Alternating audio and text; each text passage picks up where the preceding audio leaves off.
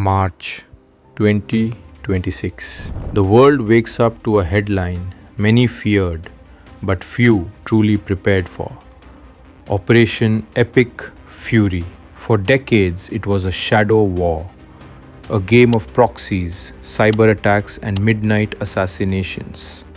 But today, the shadow is gone. Direct strikes have decapitated the Iranian leadership. The Strait of Hormuz is a graveyard of tankers. And global oil prices? They just shattered every record in the books, hitting $110 a barrel in a single week.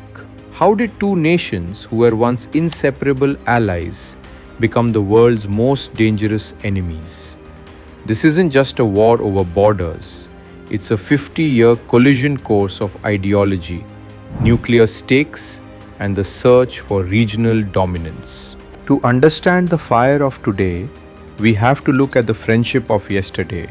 Before 1979, Iran and Israel weren't just at peace, they were strategic partners. Under Shah Mohammad Reza Pahlavi, Iran was one of the first Muslim-majority nations to recognize Israel in 1948. They shared a common enemy, the surrounding Arab nations. This was the Periphery Doctrine, an alliance of non-Arab states. Iran gave Israel oil during the 1973 embargo. In return, Israel helped Iran build its military and even its early missile programs. There was even a secret project codenamed Project Flower, a joint venture to develop advanced missile systems that could reach across the region. But in 1979, the world shifted. The Islamic Revolution ousted the Shah and installed Ayatollah Khomeini. Overnight, Israel went from strategic partner to the little Satan. The Israeli embassy in Tehran was handed over to the PLO. The alliance wasn't just broken, it was inverted. Unable to match Israel's Western-backed air power, Iran built a ring of fire. Through the IRGC's Quds Force, they funded and trained a network of proxies designed to bleed Israel through 1,000 cuts. Hezbollah in Lebanon became the crown jewel, an army disguised as a militia with an arsenal of 100,000 rockets. In the south, Hamas and Palestinian Islamic Jihad ensured that Israel could never truly lower its guard. Further away, the Houthis in Yemen provided Iran with a long-range trigger to choke the Red Sea. For 40 years, this was the status quo. Iran pressured Israel's borders without ever firing a missile from its own soil. But the rules of the game changed the moment the centrifuges started spinning. Israel's doctrine has always been clear.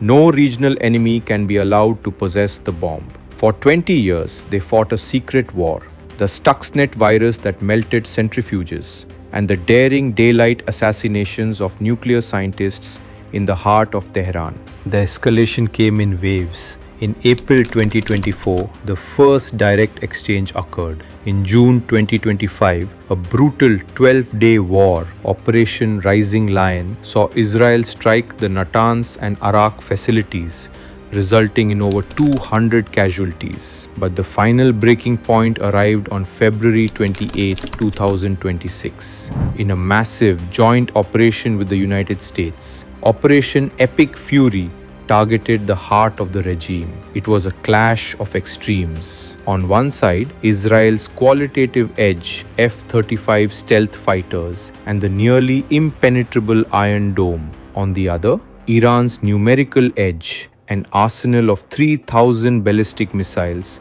and a massive standing army. This time, the strikes were decapitating.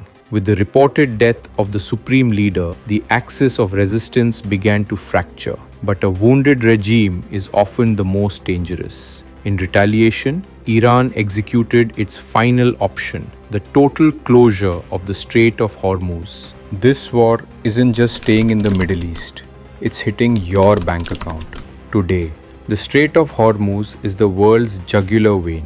20% of global oil and nearly a fifth of all liquefied natural gas passes through that 21-mile-wide choke point.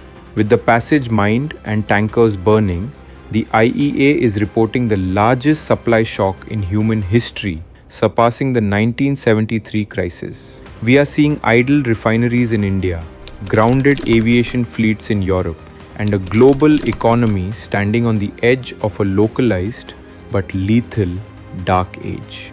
The US is all in on regime change, while Russia and China watch from the sidelines, balancing the world's energy needs against the risk of a third world war. As of this moment, the conflict remains an open wound. The shadow war is dead, and the direct war has begun.